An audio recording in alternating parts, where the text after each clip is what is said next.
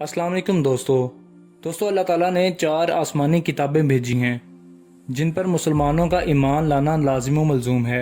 अगर कोई मुसलमान इन 4 किताबों में से किसी का भी इनकार करता है तो वो दायरा इस्लाम से खारिज हो जाता है। चूँकि अगर ईमान लाया जाए तो जाहिर है इनके तकद्दुस का ख्याल रखना भी मुसलमानों पर फ़र्ज है। कोई भी मुसलमान किसी भी आसमानी किताब की पामाली नहीं कर सकता। अल्लाह ताला ने वक्तन फ़वक्तन पैगंबर भेजे और आसमानी किताबें नाजिल की। आखिरी किताब कुरान मजीद है जो कि नबी अकरम सल्लल्लाहु अलैहि वसल्लम पर नाजिल हुई और इस किताब की हिफाजत का ज़िम्मा भी अल्लाह ताला ने खुद लिया। आज 1500 साल होने को हैं, कोई भी कुरान मजीद में कोई तब्दीली करने की जुर्रत नहीं कर सका। हाँ, अलबत्ता कुछ लोगों ने इसकी बेहुरमती की। दोस्तों, स्वीडन में अफसोसनाक वाक़या पेश आ गया।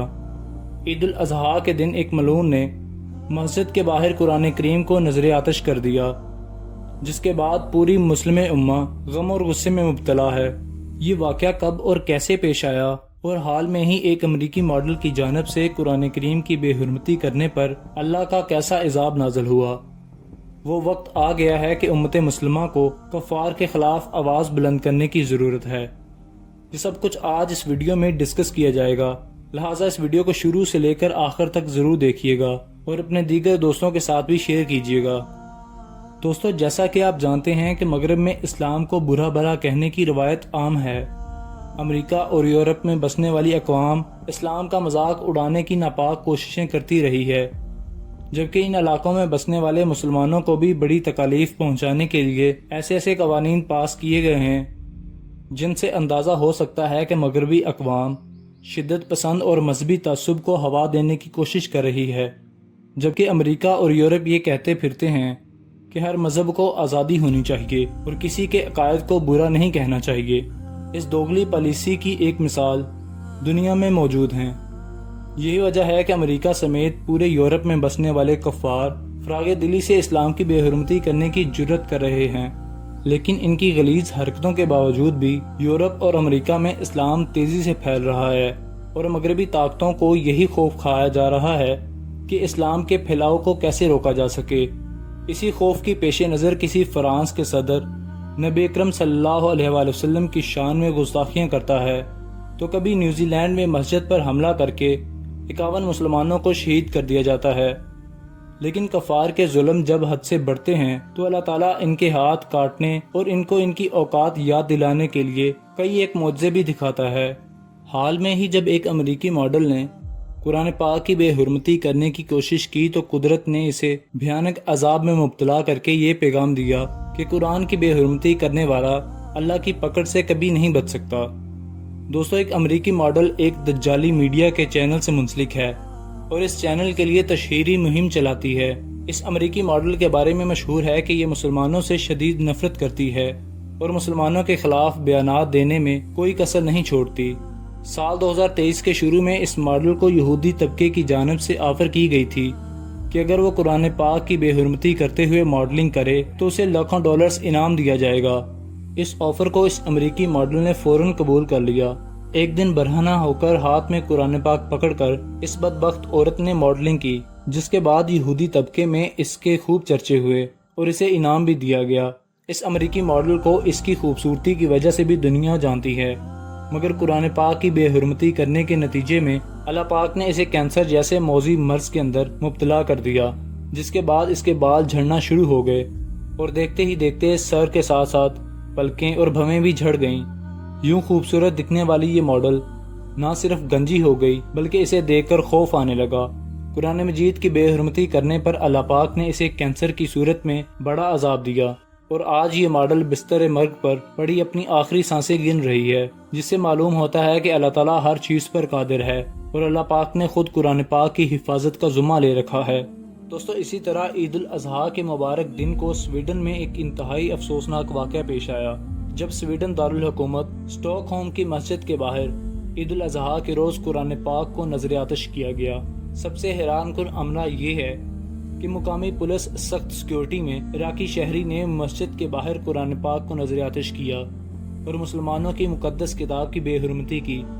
कुरान पाक की बेहुरमती के वाक़े पर इस्लामी तावन तंजीम यानी OIC एग्जीक्यूटिव कमेटी का हंगामी इजलास तलब कर लिया गया। ترجمانی OIC کے مطابق اجلاس کے گناؤں نے فعل کے خلاف اقدامات پر تبادلہ خیال کیا اور ضروری اقدامات کیے گئے۔ سویڈن میں قرآن پاک کی بے حرمتی پر دنیا بھر میں مسلمان سراپا احتجاج ہیں اور کئی ممالک میں ریلیاں نکالی جا رہی ہیں۔